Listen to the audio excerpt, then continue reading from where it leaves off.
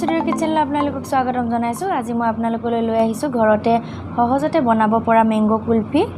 আৰু মইনো কেনেকৈ এই মেংগো কুলফি বনাইছোঁ আহক এতিয়া আমি ভিডিঅ'টোকে এবাৰ চাওঁ। মেংগো কুলফি বনাবলৈ মই 2 কাপ গাখীৰ লৈ লৈছোঁ।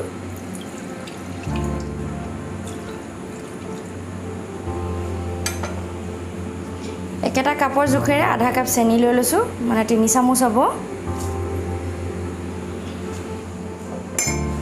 এতিয়া মই এইখিনি পগাই ল'ম।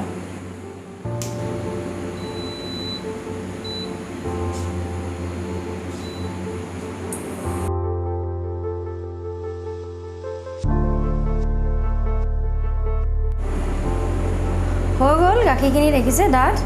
এতিয়া মই এইখিনি ঠাণ্ডা হ'বলৈ থৈ দিম। আইচক্ৰীমৰ শ্বেপ দিবলৈ মই এই গিলাচকেইটা লৈ লৈছোঁ আৰু লগতে লৈ লৈছোঁ এয়া 4খন চামুচ আৰু এফালে লৈ লৈছোঁ এই ফইল পেপাৰ, এয়াও 4খনেই আছে। এতিয়া মই ঠাণ্ডা কৰি লৈ গাখীৰখিনি মিক্সি বাতিত লৈ লৈছোঁ, লগতে আম আধা কাপ মিহলাই লৈছোঁ। এতিয়া মই এইখিনি ভালকৈ মিহলি কৰি ল'ম। এইখিনি এতিয়া মই এটা এটা গ্লাছত ঢালি দিম।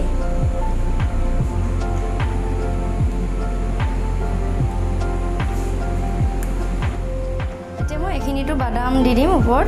আচলতে বাদাম নিদিলেও হয়, কিন্তু বাদাম দিলে বেছি সোৱাদ হয় খাবলৈ।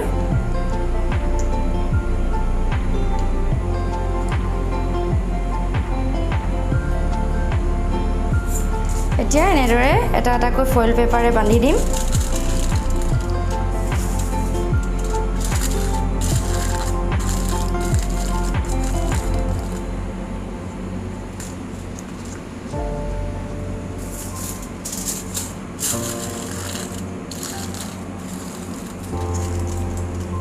আৰু এনেদৰে মাজতে ফুটা কৰি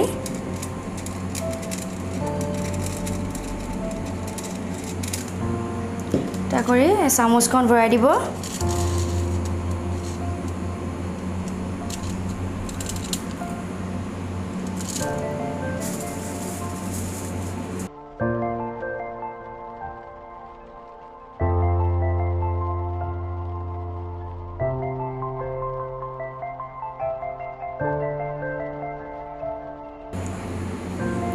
এতিয়া এইকেইটা মই 8 ঘণ্টাৰ বাবে ফ্ৰিজত থৈ দিম।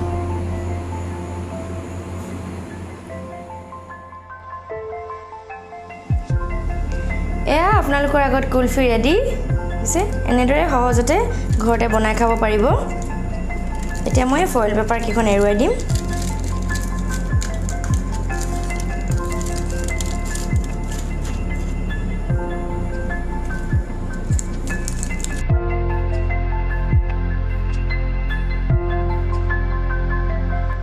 এতিয়া মই এইকেইটা উলিয়াই দেখুৱাম।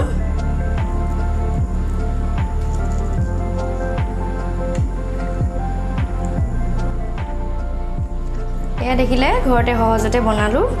বনাব আপোনালোকেও এনেদৰে, খুব সহজ, বনাবলৈও সহজ আৰু খাবলৈও সোৱাদ হয়। দেখিছে এইকেইটা সৰু কফি কাপত দিয়াকেইটা ইমান ধুনীয়া ধুনীয়া হৈছে দেখিবলৈ।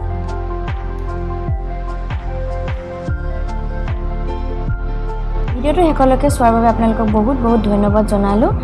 আগত যদি বনোৱা নাই এই মেংগো কুলফি বনাব, খুব সহজ হয় বনাবলৈ। আৰু নতুন কোনোবাই যদি মোৰ চেনেলটো চাই আছে তেনেহ'লে ছাবস্ক্ৰাইব কৰি দিব, তেতিয়া মোৰ আহিবলগীয়া ভিডিঅ'সমূহ আপোনালোকে পাই থাকিব। আজিলৈ আহোঁ, ধন্যবাদ।